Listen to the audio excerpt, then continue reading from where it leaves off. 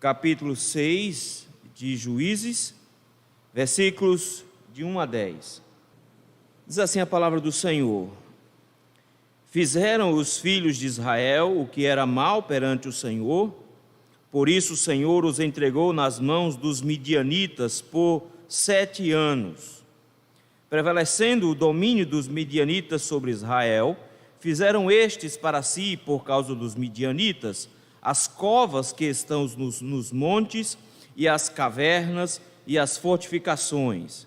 Porque cada vez que Israel semeava, os midianitas e os amalequitas, como também os povos do Oriente, subiam contra ele. E contra ele se acampavam, destruindo os produtos da terra até a vizinhança de Gaza. E não deixavam Israel sustento algum, nem ovelhas, nem bois, nem jumentos. Pois subiam com os seus gados e tendas, e vinham como gafanhotos em tanta multidão, que não se podiam contar, nem a eles, nem aos seus camelos, e entravam na terra para a destruir. Assim, Israel ficou muito debilitado com a presença dos midianitas. Então, os filhos de Israel clamavam ao Senhor. Tendo os filhos de Israel clamado ao Senhor por causa dos midianitas, o Senhor lhes enviou um profeta que lhes disse: Assim diz o Senhor Deus de Israel: Eu é que vos fiz subir do Egito, e vos tirei da casa da servidão, e vos livrei da mão dos egípcios e da mão de todos quanto vos oprimiam, e os expulsei de diante de vós, e vos dei a sua terra, e disse: Eu sou o Senhor vosso Deus. Não temais os deuses dos amorreus em cuja terra habitais. Contudo, não me destes ouvidos à minha voz. Vamos orar?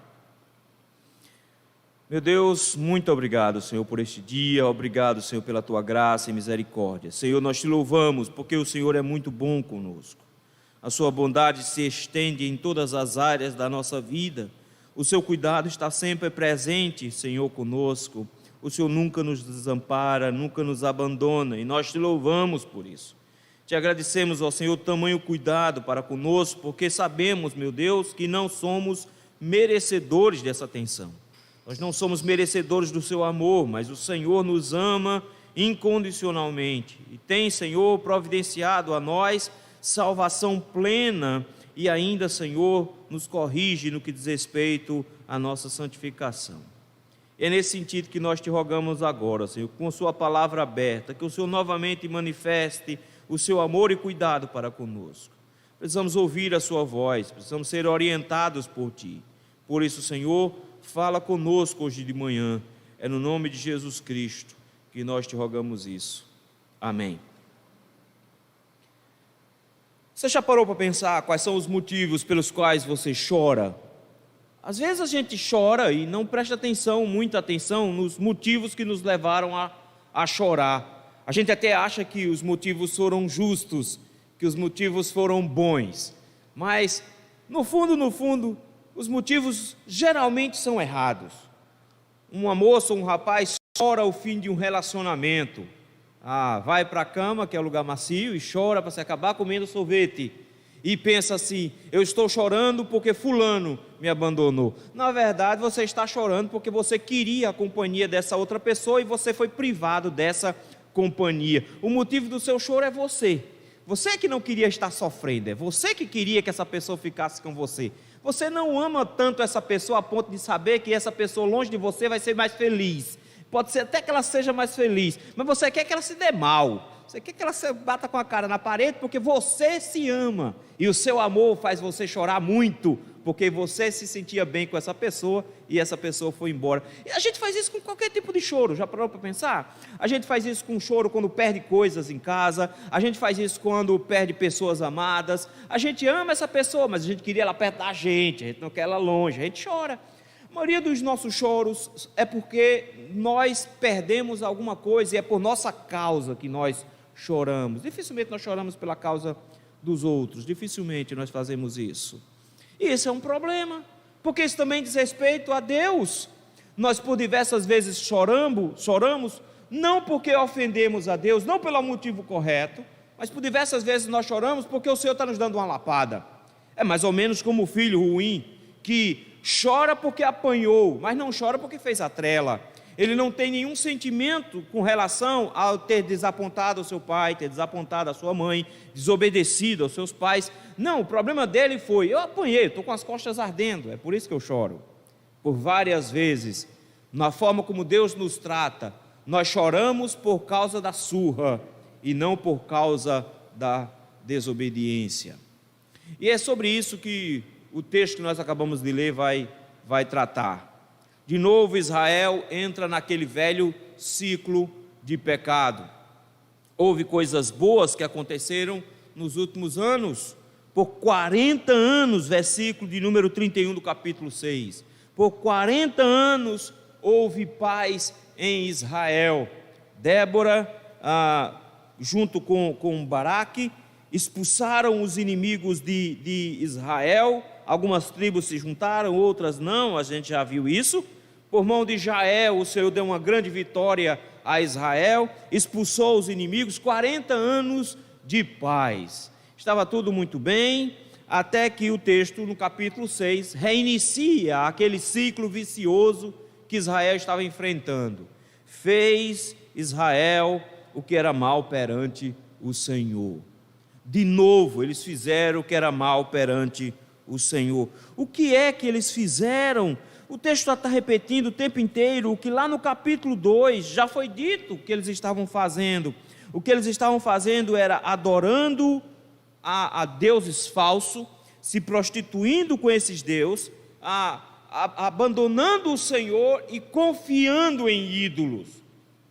Às vezes a gente pensa, pegando esse texto, dizendo assim: como é que eles são tão burros desse jeito, né? É muita estupidez. Esse pessoal passa por esses apertos e o Senhor os livra e eles voltam para o mesmo lugar. Tem um ditado lá no sertão que a gente diz que fulano é teimoso feito cururu de banheiro. Antigamente se usava os banheiros do lado de fora e toda vez que você entrava lá tinha um cururu. Aí você expulsava o cururu, quando você voltava para tomar banho ele estava lá de novo. Por que o povo aqui é feito cururu de banheiro? Fica voltando para o mesmo problema o tempo todo. Nós fazemos a mesma coisa. O que acontece aqui com Israel é um reflexo também da nossa natureza. Nós somos assim. Nós confiamos nas coisas ao nosso redor. Eles estavam entrando na terra prometida e de repente eles ficaram com medo de perder sustento.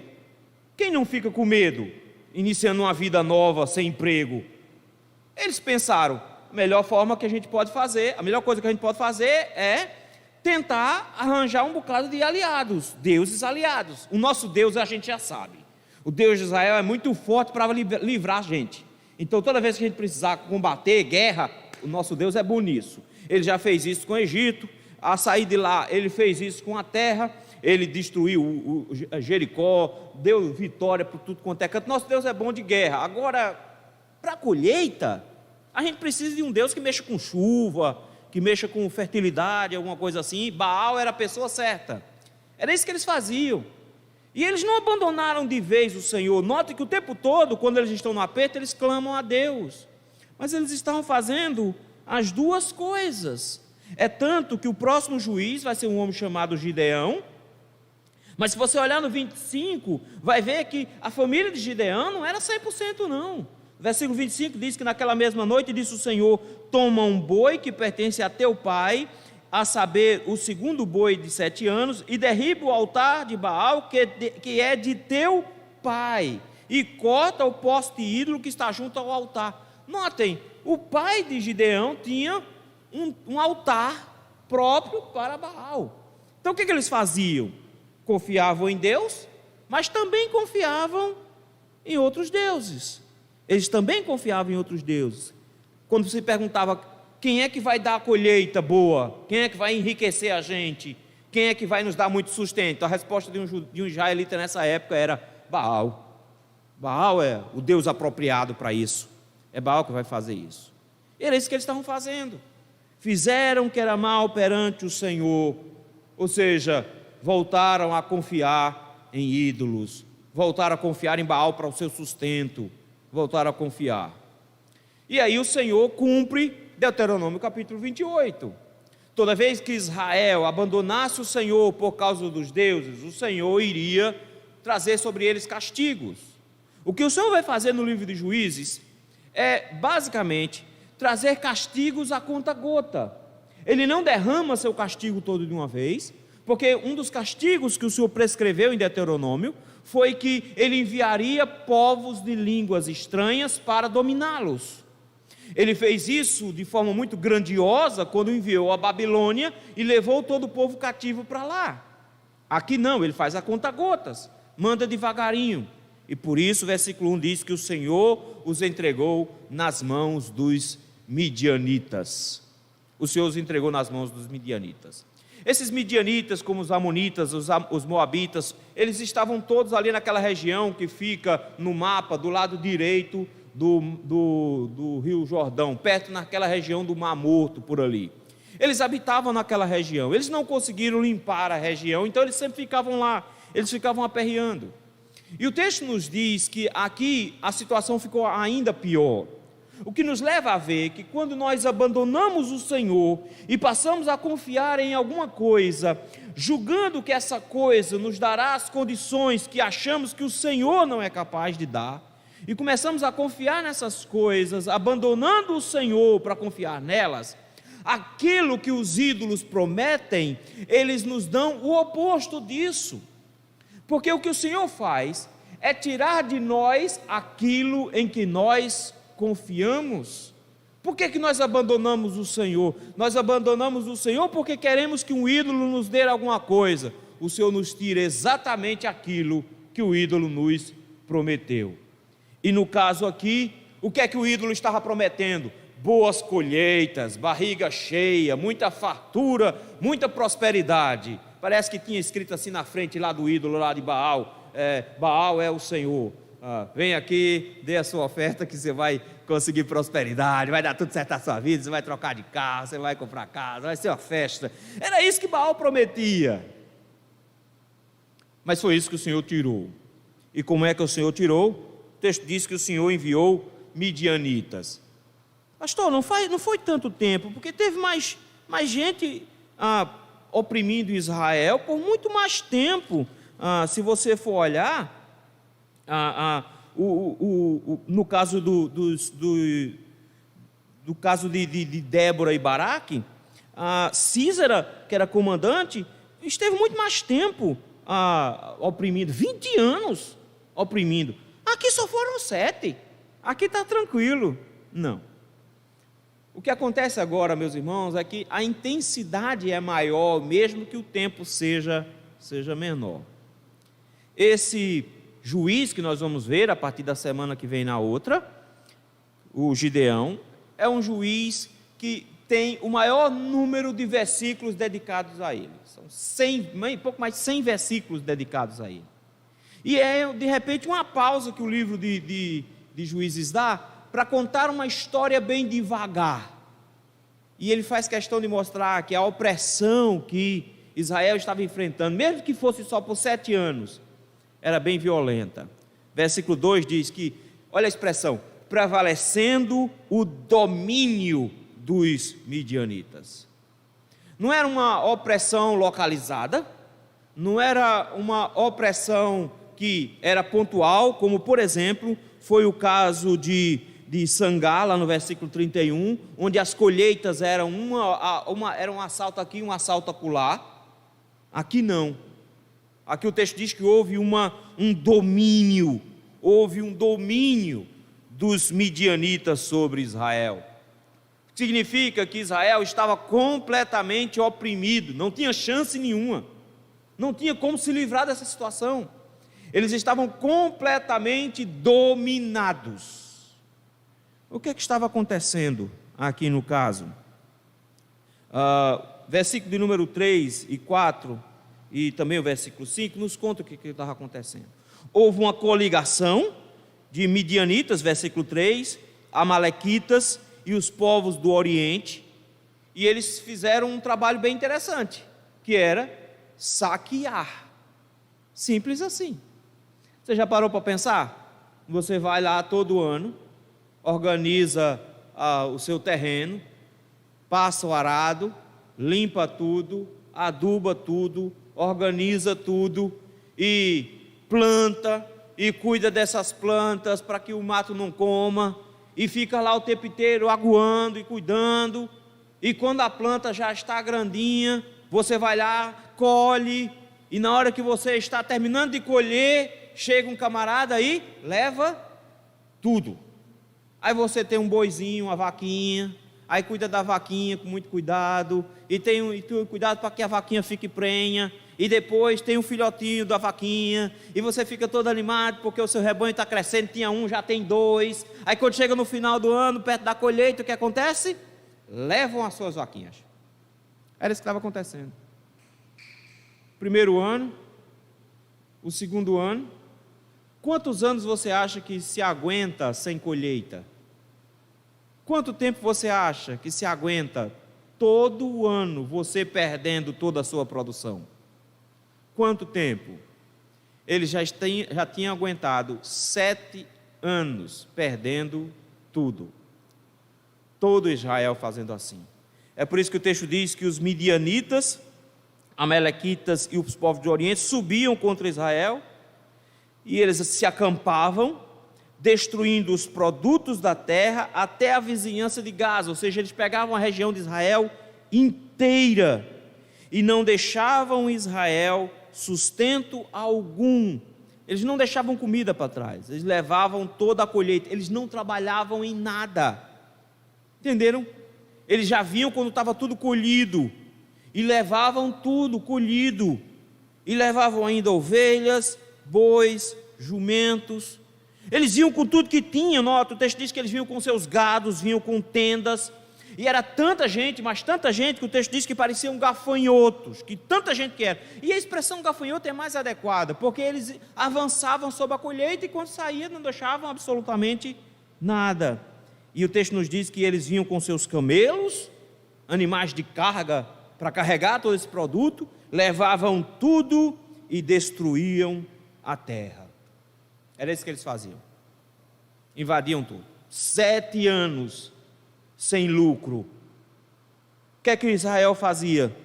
Israel, versículo número 2, tentava escapar do jeito que dava. O versículo 2 diz que os israelitas cavavam covas, buracos grandes, procuravam cavernas e fortificações na região montanhosa. Era a saída que se tinha. Quando você quer esconder não quer perder num assalto desse aqui, você esconde. E eles fugiam com a sua colheita. Eles tentavam arranjar um jeitinho. É feito nós brasileiros, né? A gente fica inventando lugar onde esconder o celular, né?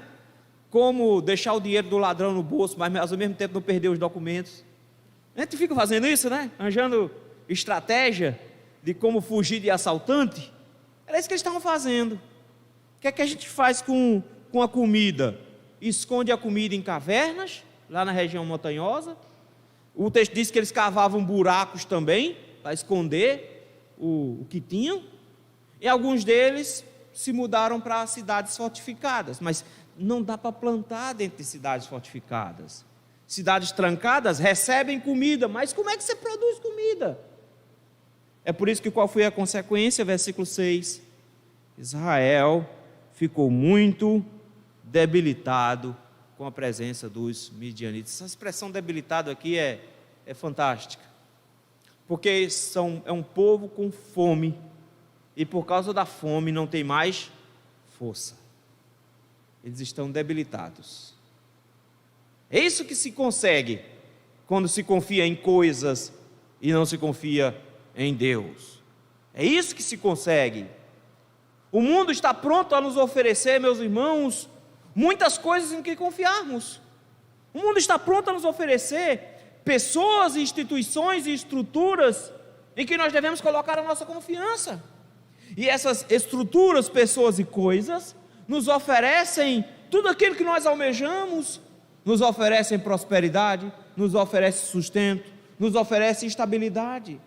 É nisso que o mundo confia, é isso que o mundo quer. Notem como isso nos é oferecido o tempo inteiro. Chega para um jovem que está namorando há alguns anos lá, para ele pergunta: você não casou ainda por quê? Resposta: Eu ainda não tenho uma casa. Resposta 2, eu ainda não tenho um emprego estável. Não é isso? Pergunta para os pobretões aqui das antigas como é que eles casaram. Pedindo 6 meses de favor na casa da sogra, foi o meu caso, passei quase um ano. Casei, eu tinha uma cama, uma televisão e uma rack. Foi ou não foi, Jô?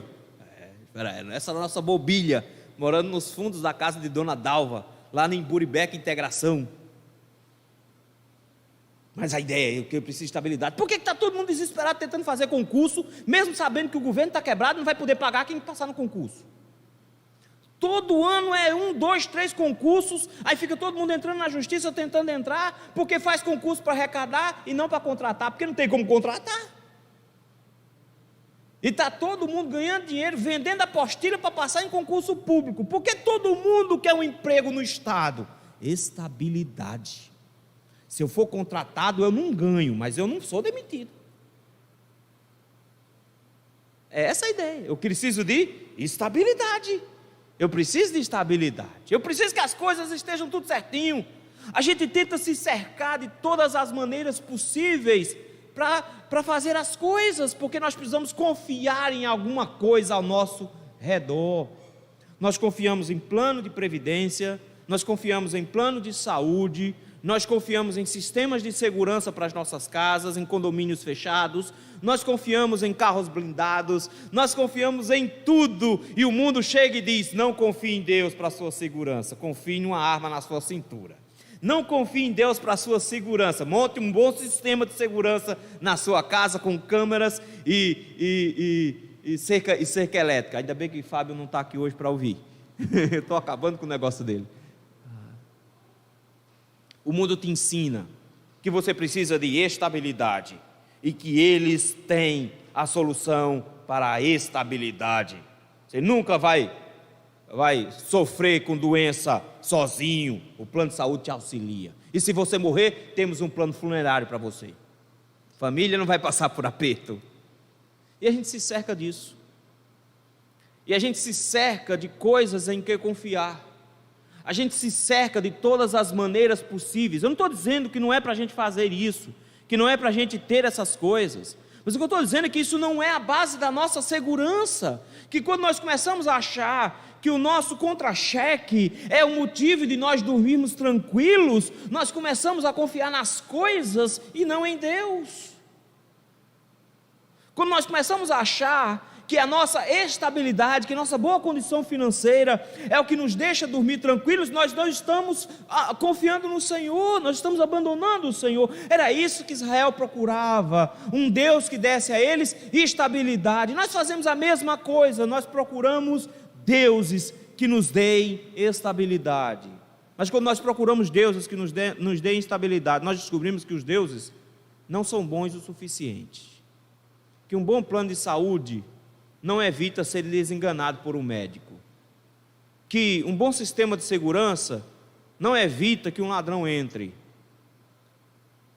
que um bom emprego pode se acabar, que você pode ter estabilidade no seu emprego estatal, mas o seu estado pode quebrar e você não tem dinheiro. Nós nos esquecemos que nossa segurança vem do Senhor, e é isso que o Senhor nos ensina aqui de cara. Ele vai nos tirar muitas das coisas em quem nós confiamos, para que a gente faça o que Israel fez. O texto nos diz que, como Israel ficou muito debilitado com a presença dos midianitas, eles então clamavam ao Senhor. Quando é que eles clamam ao Senhor? Quando não têm as coisas em que eles queriam, quando eles não têm as coisas em que eles confiavam. As coisas que eles queriam era prosperidade, colheita boa. Ok, vocês vão ter a colheita, vocês só não vão comer. Vocês vão plantar e vai sair muito fruto. Vocês não vão comer vão levar tudo. O Senhor, por diversas vezes, meus irmãos, nos faz isso. O profeta nos adverte para o fato de que, às vezes, nós pegamos nosso dinheiro e colocamos num saquetel furado, que entra por uma boca e sai pelo buraco. Nós precisamos entender que por várias vezes é o Senhor quem nos tira, porque o texto começa no versículo 1 dizendo que foi o Senhor que entregou Israel nas mãos dos midianitas. O que é que Deus fez? Deus tirou aquilo que Israel buscava. Ok? Você quer outros deuses? Muito bem, trabalhe com eles, mas o fruto do trabalho que você tem com eles, eu tiro. Os midianitas não foram os gafanhotos enviados de Satanás, não é o devorador que você derruba em algumas igrejas. Os midianitas foram a mão do Senhor para ensinar a Israel, dizendo: pare de confiar no Deus errado, porque quando vocês confiam no Deus errado, eu tiro tudo o que vocês têm, eu tiro para que vocês parem de confiar nisso. Como é que o povo responde? Clama. Isso é bom, né, pastor? Não, isso não é necessariamente bom. O povo está chorando, mas por que o povo está chorando? O povo está chorando porque está com fome. Eles estão chorando porque eles perderam, mas eles perderam as bênçãos de Deus. Eles estão chorando, mas eles não entenderam que o problema deles é outro. O problema deles, meus irmãos, não é falta de trabalho, não é falta de emprego, não é falta de sustento. O problema deles não é a fome, esse não é o problema deles. Mas eles choram porque perderam coisas.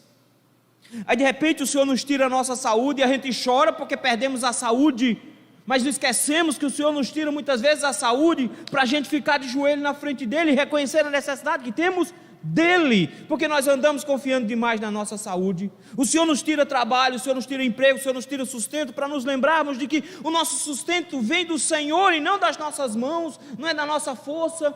O Senhor nos tira, e quando a gente ajoelha para orar por a necessidade que está passando, porque está vendo a comida pouca em casa, porque está sofrendo por causa de uma doença, nós choramos porque perdemos as bênçãos. E nos esquecemos que o que o Senhor está fazendo é nos disciplinando. Disciplina do Senhor não é uma coisa ruim. Disciplina do Senhor é uma coisa boa. Porque o autor aos Hebreus diz que se estáis sem disciplina, é sinal de que és bastardo. Porque Deus disciplina o filho a quem Ele ama. Quando os crentes perdem tudo, os crentes deveriam parar de chorar por perder e começar a chorar perguntando: Senhor, o que foi que eu fiz que eu te abandonei? Mas o povo não enxerga isso. Por que não? Se você for olhar a conversa de Deus, que Deus vai ter com Gideão, a gente vai ver isso na outra semana. Primeira coisa que Gideão diz para o anjo do Senhor é: Deus nos abandonou? Deus largou a gente aqui nessa agonia. Quem abandonou? Foi Deus. Eu estou indo para a igreja todo domingo, estou fazendo tudo certinho. Uma vela para Deus e uma vela para Satanás, para ver se acerta com alguém. Era assim que eles agiam. Quando nós confiamos em Deus e nas riquezas, por exemplo, Jesus diz: não dá para confiar num e no outro ao mesmo tempo. Porque ou você tem um Senhor, ou você tem o outro Senhor. Ou há de amar a um e aborrecer o outro, ou vice-versa. Por isso ele diz: não dá para servir a Deus e às riquezas. Israel chorou, mas chorou porque Deus tirou riqueza. O que é que acontece toda vez que o Israel chora diante de uma angústia dessa? Deus manda um libertador. Deus já fez isso várias vezes. Deus fez isso desde o capítulo 2 lá atrás. Uma coisa boa, rapaz. Deus já mandou várias vezes gente para cá. Deus mandou um da tribo de Judá, Deus mandou um da tribo de Benjamim, Deus mandou muitos homens de Deus para libertar o povo. Vamos chorar porque Deus vai devolver a prosperidade. Deus faz diferente dessa vez, versículo de número 7. Dessa vez Deus mandou outra pessoa. não libertador. Versículo 7 diz que, tendo os filhos de Israel clamado, Deus ficou esperando. Eles passaram 7 anos de coração duro, tentando resolver o problema. E quando eles clamaram, o texto diz muito claro, por causa dos midianitas. Qual era o motivo do clamor? O problema que eles estavam enfrentando. Esse era o motivo do clamor. O Senhor diz, versículo número 8, que o Senhor enviou um profeta. Quem é? Tem a menor ideia. Isso é típico de um profeta. Não interessa quem ele é, a mensagem é que é importante. O texto não diz nem quem era o profeta. E o profeta veio. O texto nos diz que o profeta foi enviado pelo Senhor para falar com Israel. O próprio anjo do Senhor, lá no capítulo 2, já tinha falado com Israel. Já tinha dado um puxão de orelhas. Eles caíram do mesmo jeito. O Senhor então manda um profeta para ensinar a Israel como é que se lida com as circunstâncias da vida, como é a forma que eu lido com as bênçãos de Deus. Ele chega agora e diz assim: assim diz o Senhor, Deus de quem? De Israel. Ele não abandonou esse povo, ele não abandonou. O povo está achando que Deus o abandonou. É isso que eles estão achando. O texto chega agora e diz: eu ainda sou o Deus de vocês. E porque Deus era o Deus de Israel, é que isso estava acontecendo com eles. Porque se Deus tivesse deixado eles, qual é o antônimo do amor divino? É o desprezo divino. Capítulo 1 de Romanos: por isso Deus os entregou às suas próprias paixões.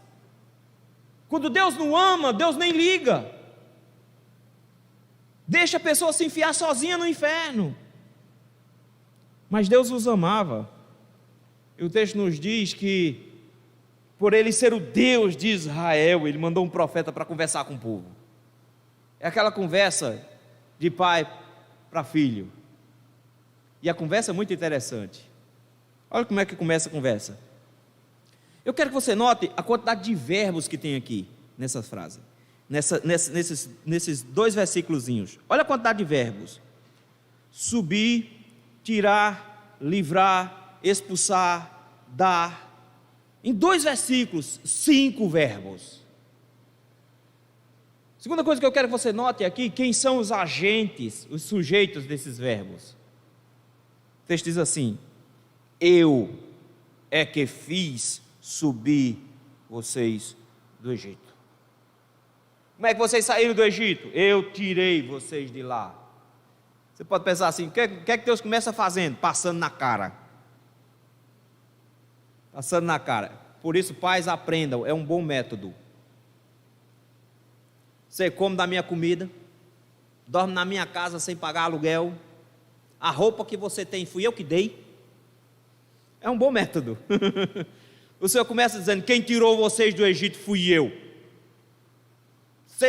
Por vocês ainda estavam lá, comendo pão que o diabo amassou, ou amassando pão com os pés do diabo. Vocês estavam lá ainda. Mas eu tirei vocês de lá. Não só isso, eu tirei vocês da casa da servidão. Ele faz questão de dizer: e não pensem que o Egito era bom, porque isso era uma tentação enorme que eles tinham. Quando o negócio ficava ruim, eles: ah, como era bom naquela época. A gente diz a mesma coisa, né? Na minha época de menino era que era bom. A gente passava uma fome moada. Passava a manhã todinha esperando o lanche na escola para tentar encher o bucho, porque eu de casa não tinha dado conta. Naquela época que era bom, não era? O saudosismo às vezes nos faz enxergar o passado com muita doçura, quando ele era muito amargo. Eles: não se esqueçam, era uma escravidão. Não venham com esse negócio que a carne de lá era boa, não.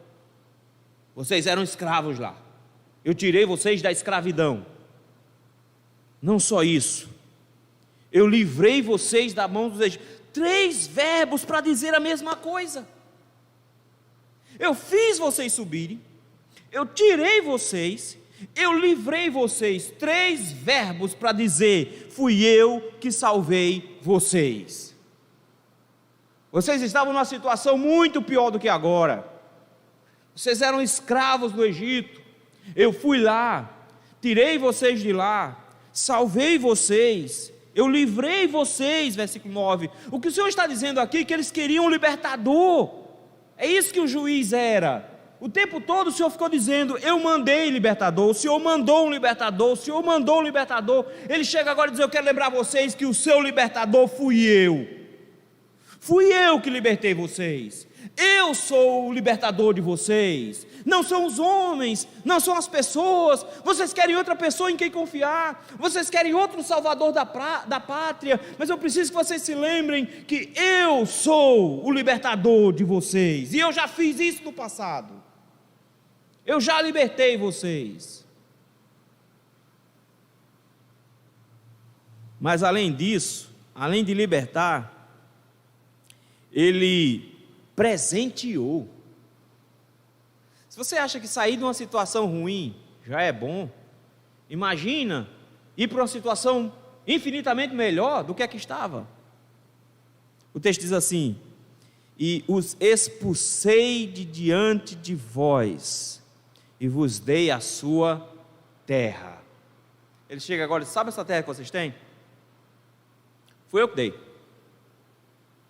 Vocês acham que foi Josué que conquistou para vocês? Fui eu que expulsei os inimigos da frente de vocês. Vocês só têm um lugar para morar porque eu dei a vocês. De repente o Senhor nos lembra que tudo que Israel tem veio de Deus. E agora ele aponta para bênçãos que eles não perderam. Pastor, mas a gente perdeu a colheita, a gente não tem nada para comer. Ok, meu irmão, mas você não está no Egito escravo. Fui eu que fiz isso.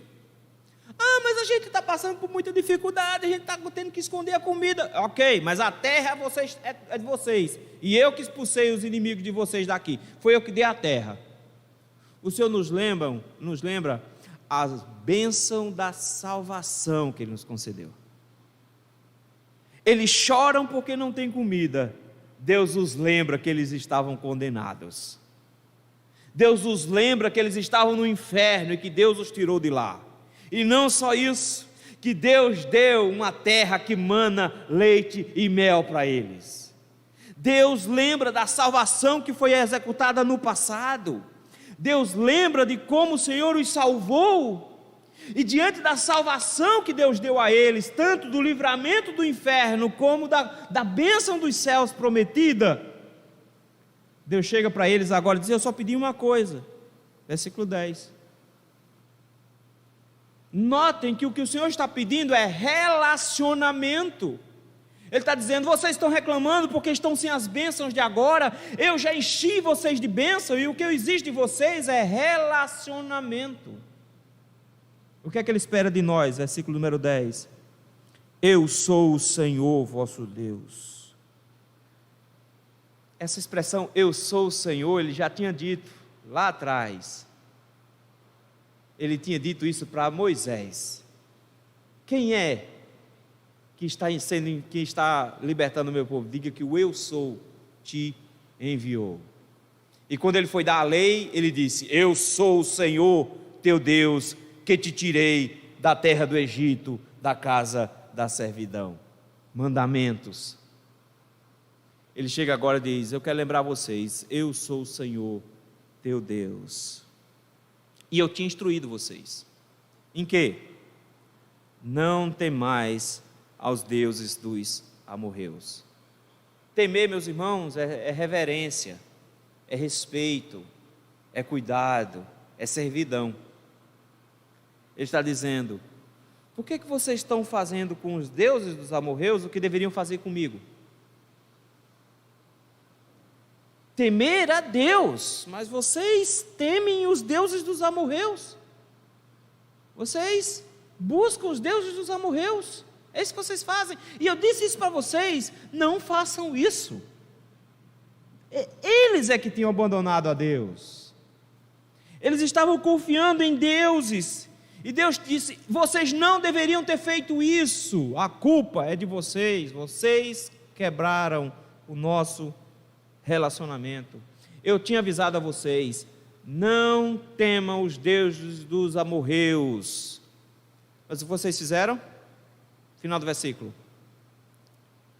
Contudo, não destes ouvidos à minha voz.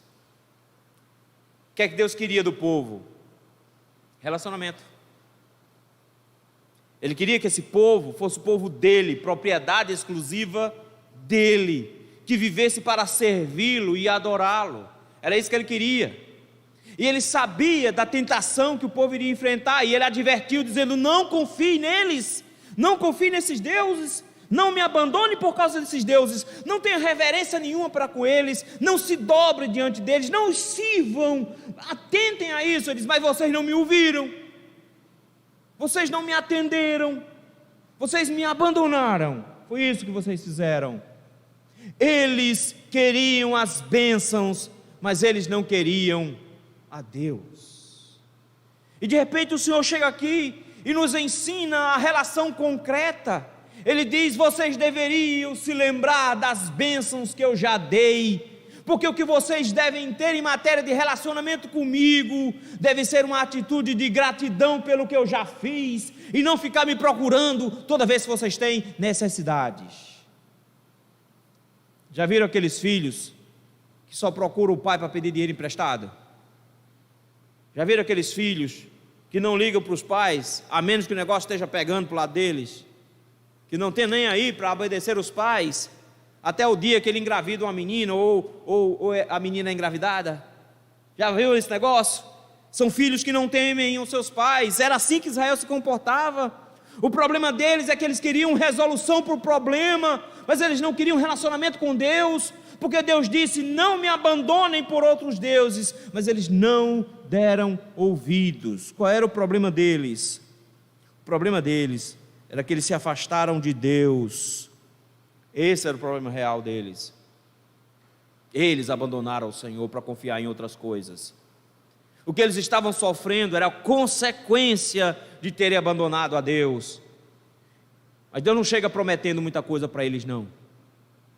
Deus chega passando na cara mesmo, dizendo: eu já fiz muito por vocês, eu já fiz demais por vocês, e o que eu fiz por vocês deveria ser o suficiente para vocês confiarem só em mim, temerem somente a mim. O grande problema nosso, queridos, é falta de memória. A gente esquece muito rápido do que Deus fez conosco. Nós esquecemos muito rápido da grande salvação que o Senhor nos deu. Nós nos esquecemos muito rápido do que o Senhor nos tirou do império das trevas e nos transportou para o reino do Filho do seu amor. Nós nos esquecemos muito rápido disso, e achamos que as nossas necessidades materiais são mais importantes, e passamos a confiar em coisas ao invés de confiar no Senhor. Foi esse o grande erro de Israel, e o que o Senhor faz aqui é lembrá-los: eu avisei a vocês para não confiar nas coisas, não confiar em ídolos. Quando vocês me abandonam e confiam em ídolos, eu tiro tudo que vocês queriam ganhar, eu tiro de vocês. Simples assim. Por que Deus tira? Porque Deus quer que eles chorem pelo motivo certo. E o motivo certo do choro não deveria ser: perdi tudo. O motivo certo do choro era: eu fui ingrato, eu não soube ouvir o meu Deus, que me fez tanta coisa boa. Eu não soube temer o meu Deus, que me tirou da escravidão e me deu bênçãos de salvação. Eu não sou grato de forma concreta. De repente o texto nos lembra de que esse é um motivo sério para chorar. E o que o Senhor faz aqui é enviar um profeta antes de um libertador para lembrar a Israel isso, de que nós não podemos chorar pelo aquilo que perdemos, mas nós deveríamos chorar pela ausência de relacionamento com Deus. Isso sim é motivo concreto para chorar. Chorar não porque eu perdi as bênçãos, mas chorar porque eu perdi o meu relacionamento com Ele. E eu, de forma ingrata, abandonei o Senhor por outros deuses e passei a confiar e a temer em outras coisas e não no Senhor, que já fez tanta coisa por mim. Esse é um motivo bom para chorar. Funcionou com Israel aqui, eles vão continuar surdos. Eles vão continuar sem ouvir. O Senhor vai dar um livramento imenso, que leva aqui vários capítulos, já notou?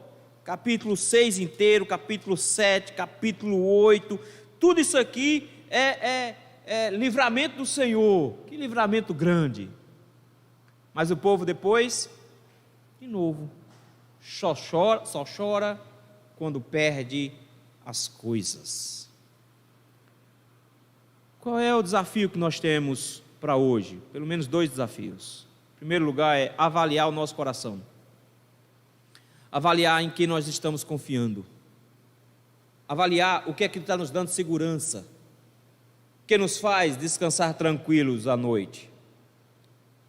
Se nossa confiança está sendo desviada de Deus em qualquer milímetro que seja, e nós estamos colocando nossa confiança em qualquer outra coisa, o Senhor nos lembra que os deuses desse mundo estão prontos a nos oferecer bases seguras, mas que nos tirarão tudo o que nós temos, porque toda idolatria requer um sacrifício, e ela sempre retira tudo que nos promete.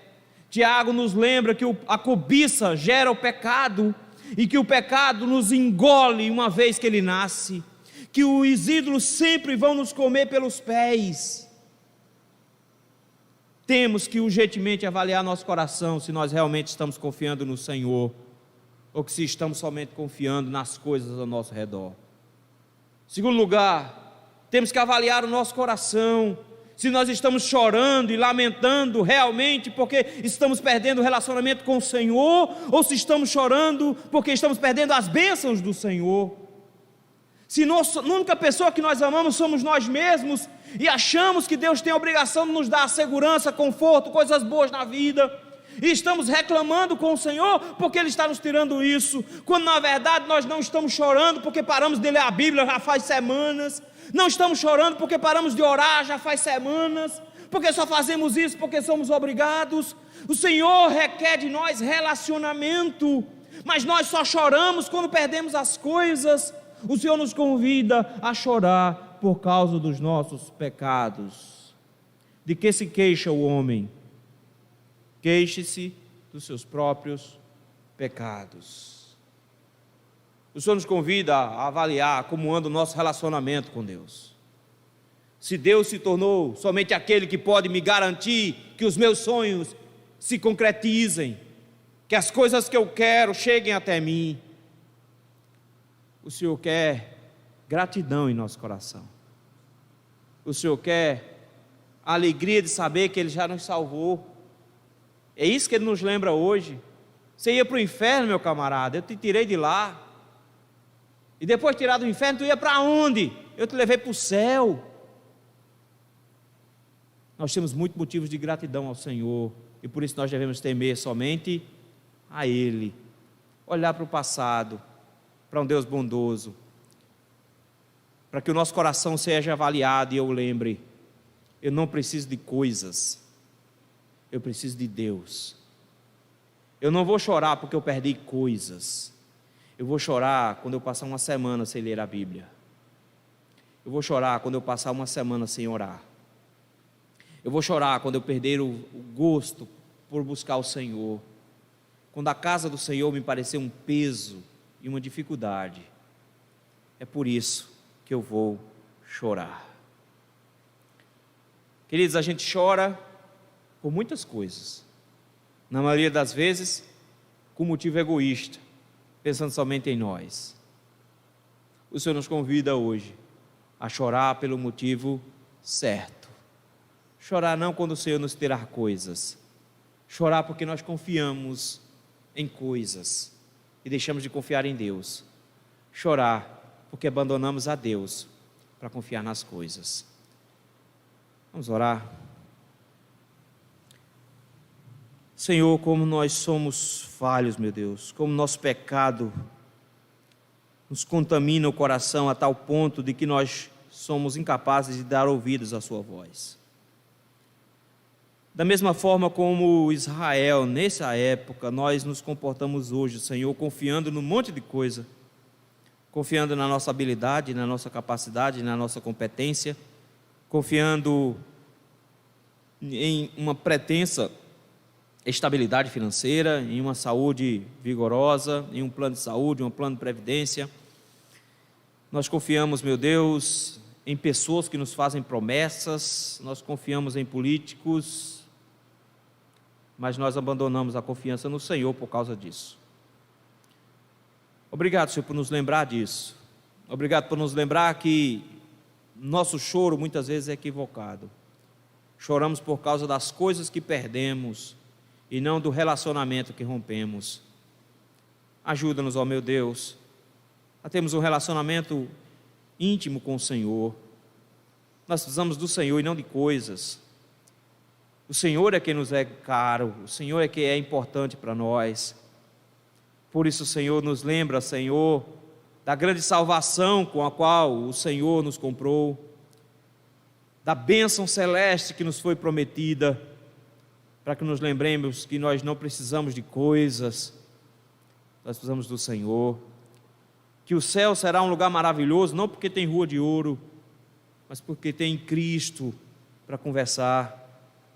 Nos ajuda, Senhor, a termos o nosso coração no lugar correto, para que venhamos ao Senhor, a quando for necessário chorar pela ausência do Senhor e não pela ausência de coisas.